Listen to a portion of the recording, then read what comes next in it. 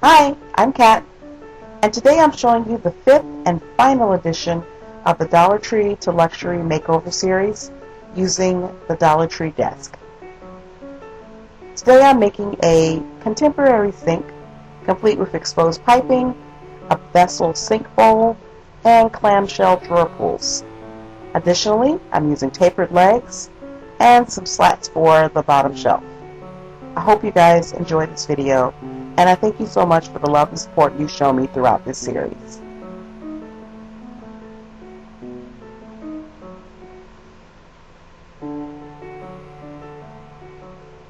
Throughout this series, I don't really know what type of furniture I'm getting into until after I open the package, and in this case, it was absolutely no different. The back leg is in really bad shape, and there are some deep abrasions on either side. This is not the piece I would have chosen for this project had I seen these in the packaging, but I didn't, so I have to go with what I have. I'm going to use a capful of acetone to soften or dissolve some of the glue, and then my knife, I'm going to score or cut some of the pieces so that they will easily pull off. Once again, I'm going to go ahead and pull apart everything. The legs, the sides, the back, the bottom, and the front. And although I had an idea of what I was going to do originally my idea included the 4 original legs. Now what I'm going to do is to keep the top, the front, and the 2 side pieces. Starting first with the front piece, I'm going to score right here in between the little valley between the drawers, and then leave a small cut on either side, and then just snap that in half and keep only the 2 pieces for the sides. And I decided to use chopsticks for the legs. I'm not sure why I've never thought of using these before. It's actually perfect. They're already tapered, they're wood, they're easy to cut, easy to obtain, super cheap. Why wouldn't I have used these before for tapered legs? Once again, I'm going to use my dollar store, Dollar Tree hacksaw to cut them. And I cut these about 1/16 of an inch longer than the original legs, simply because I want this counter to be the Dollhouse equivalent of counter height. Then I'm going to glue the side pieces back in place.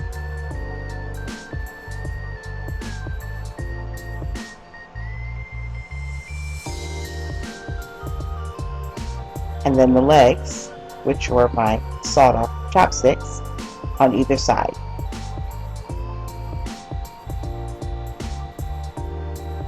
The drawers are going to go back in the front, of course minus the middle drawer this time. And then to close these in, the same as I did with the mission desk, I'm going to use a popsicle stick to just kind of give the illusion of drawers.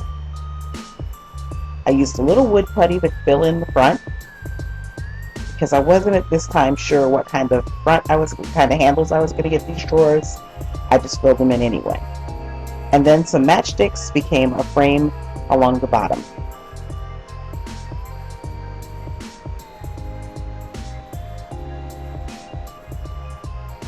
I used 5 coffee stir sticks that I cut into pieces and glued along the matchsticks.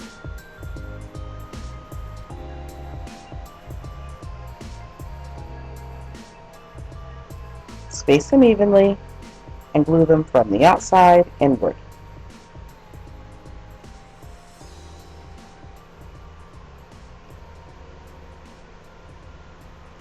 Once I had all of these together, the basic structure of the counter is done at this point, so it's just a matter of painting and making it look pretty. I should note that although I didn't show this, I did go on ahead and patch the sides with wood putty as well. And originally I was going to go with a black surface, and then I changed and went with a white. And because white marble is very seldom a straight white color with gray and black veins, I went on ahead and modeled in a little bit of a beigey white.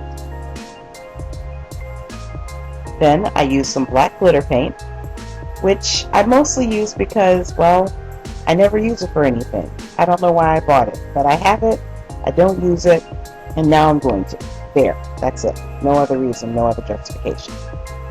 So I'm just going to speckle some of this on. Don't forget the front and the sides. And then I'm using 2 shades of gray paint. Now, again, I moved maybe 2 months ago, and I'm still not completely organized the way I should be, so I don't have any fine-tipped paint brushes hanging around. So I had to do my best to make veins with the brush that I'm showing you. So small gray and dark gray veins, and then a pretty thick coating of varnish.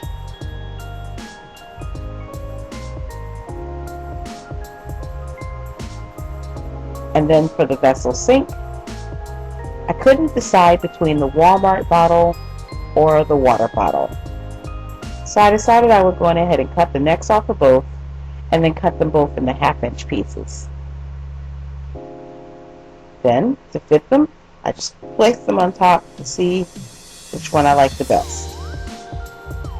And although both of them had their merits, I decided upon the one from Walmart simply because the thicker bottle allowed it to have a better appearance of glass.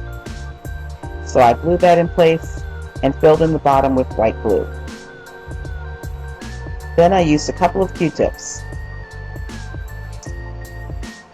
Now these are the rolled paper Q-tips and not the hollow tubing Q-tips. And I shaped one like a peppermint stick, and the other is like a J with a tail. The J with tail we're going to use as the pipe at the bottom, and the peppermint stick is going to be the faucet.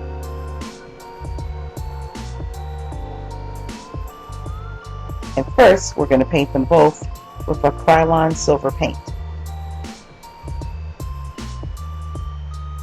This is the paint in a pen, and not the spray paint, of course.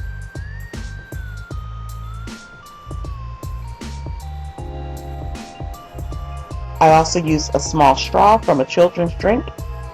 I occasionally go in and buy Kool-Aid, Jammers, or Hugs drinks, simply because, well, my son, even though they're not the healthiest option, will drink them. And secondly, because I love the straws. They're so useful because they're clear.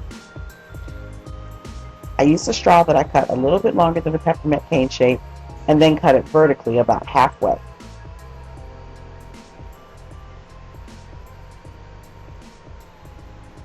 Use the paint pen to cover the inside, and then slide your candy cane shaped Q-tip into the tube.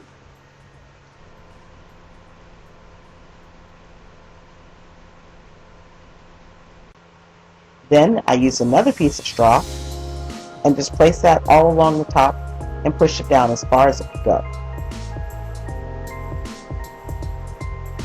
I painted the entire thing silver with the krylon pen again, and then added a small slither of wood to the top with some E6000.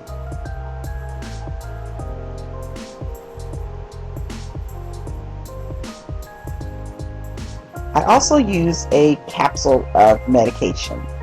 I don't remember what medication this is. I know I bought it in Dollar General, so it was probably no more than like $3, and I bought the bottle just for the capsules. It was one of those vitamin kind of things. So I don't remember which one, but if I do find out, I'll put that in the description box. And I never use them for their intended purpose, but I do on occasion use them for other things.